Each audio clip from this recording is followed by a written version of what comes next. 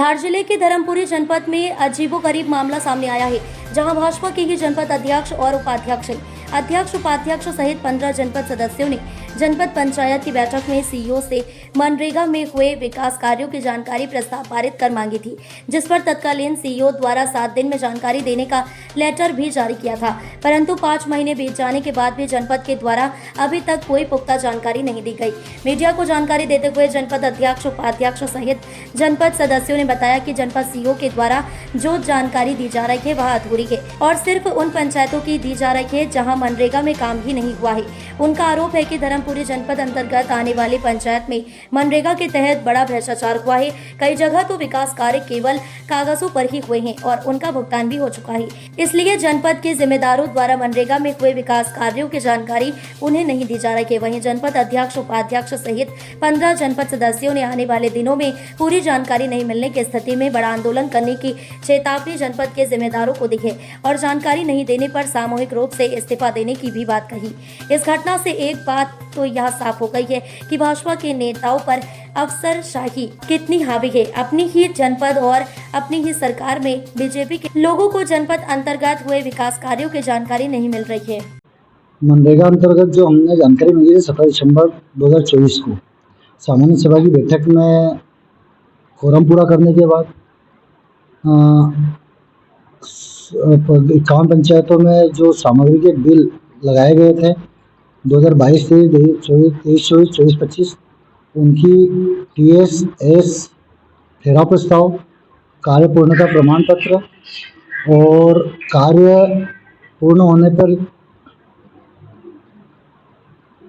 उनकी जानकारी मांगी थी, जो आज तारीख तक इन्होंने उपलब्ध नहीं कराई। और इतना भ्रष्टाचार किया गया इनके द्वारा कि जो मनरेगा अधिनियम के अंतर्गत जो 40-60 के रेशो में काम किया जाना चाहिए था, वहाँ इन्होंने इन पंचायतों में 20-80 के रेशो में काम किया है और धरातल पर काम भी नहीं है। और देखा जाए अगर इनकी जांच की जाए तो कागजों पर ही इन्होंने काम किया है। जनपद सदस्यों ने पंचायत की जांच की मांग भी की थी। बलवारी पंचायत में हमारे अध्यक्ष महोदय के लेटर पर हमने जानकारी जांच की कार्रवाई की गई थी, जो कि आज जांच करी जाए। पर आज तारीख तक जांच तो की गई है, लेकिन आज तारीख तक उसका परिणाम नहीं आया। किन लोगों ने जानकारी मांगी थी? जनपद के सारे सदस्यों ने, जो कोरम पूरा होता 10 सदस्यों से, लेकिन हम लोग 15 लोग थे जनपद सदस्य, जिसमें अध्यक्ष उपाध्यक्ष महोदय भी थे, जिन्होंने सामान्य सभा की बैठक में कोरम पूरा करने के बाद प्रस्ताव पारित किया था कि हमें ये जानकारी दी जाए। जानकारी लगातार दिसंबर से आपने मांगी है, तक जानकारी दी, तो क्या आरोप है आपके? जानकारी हमें देने का कहा गया था 7 दिनों के अंदर, लेकिन भ्रष्टाचार इतना है कि दिन पे दिन, मतलब आए दिन नई तारीख लेते थे कि आज दे रहे हैं, उस तारीख को देंगे, इस तारीख को देंगे, ऐसे करके बहाने बना के उन्होंने 4 महीने निकाल लिए। आज भी सामान्य सभा की बैठक थी। आज सामान्य सभा की बैठक में पूछा गया सदस्यों के द्वारा, अध्यक्ष महोदय उपाध्यक्ष महोदय द्वारा, कि वो जानकारी का क्या हुआ। तो वही उन्होंने अधूरी जानकारी जो आज से 2 महीने पहले दे रहे थे, वही जानकारी आज हमें दे रहे थे, लेकिन अधूरी जानकारी लेके करेंगे क्या। आपने भी आज एक सवाल लगाया बैठक में वृक्षारोपण पे एक सवाल मैंने किया था, जो कि वृक्षारोपण तो किया गया है, उसमें मस्टर भी चल रहे हैं, हाजिरी भी भरी जा रही है, लेकिन धरातल पे क्या वृक्षारोपण पौधे लगे हुए हैं?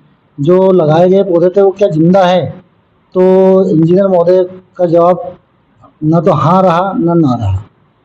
अच्छा, कितनी जनपद में आपको लगता है कि ज़्यादा भ्रष्टाचार हुआ होगा? अगर जांच की जाए तो पूरा मध्य प्रदेश में मनरेगा में जो कार्य किए गए हैं उसमें भारी भ्रष्टाचार किया गया है। जनपद पंचायत की कुछ पंचायतों की जानकारी आपको दी गई है, कुछ की छुपाई गई है, तो इसको लेकर क्या कहना है? जो जानकारी जो पंचायतों ने जानकारी दी है, मुझे ऐसा लगता है कि उन पंचायतों में कुछ ही काम किए थे और हम लोगों के इधर कुछ पंचायत ऐसी जो नर्मदा किनारे हैं, वहाँ पे कुछ काम करने के लिए जगह ही नहीं है, तो काम होते भी नहीं है। लेकिन कुछ पंचायत ऐसी जो पहाड़ी पट्टी की आती है, इसमें कुछ भी काम करो वहाँ देखने वाला कोई नहीं है। अधिकतर काम वहाँ पे कागजों पर ही किया गया है। कौन सी पंचायतों के नाम बता सकते हैं जहाँ पर इसको जगह जितनी पहाड़ी पट्टी है, पहाड़ी पट्टी कम से कम 18 से 19 पंचायतें ऐसी आती है जिसमें भ्रष्टाचार मतलब बहुत अथा भ्रष्टाचार किया है। अब आगे क्या रुख रहेगा? आगे रुख ये रहेगा कि अगर जानकारी नहीं मिलती हमें तो हम धरने पर बैठेंगे, शासन को बताएंगे कि भ्रष्टाचार बहुत चरम पर है, और अगर उसके बाद भी सुनवाई नहीं की जाती है तो अध्यक्ष महोदय, उपाध्यक्ष महोदय सहित हम 15 लोग सामूहिक रूप से इस्तीफा देंगे। सर आपका नाम बताएं। राधेश्याम सिंगारे, जनपद अध्यक्ष धाम। आज साधारण सभा की बैठक थी, क्या कुछ रहा उसमें मुद्दा? आज तो खैर मुद्दा बैठक के संबंध में था, कुछ काम के संबंध में था, लेकिन हमने जो जानकारी मांगी थी 17 दिसंबर के आसपास, वह जानकारी हमें अभी तक अपूर्ण प्राप्त हुई।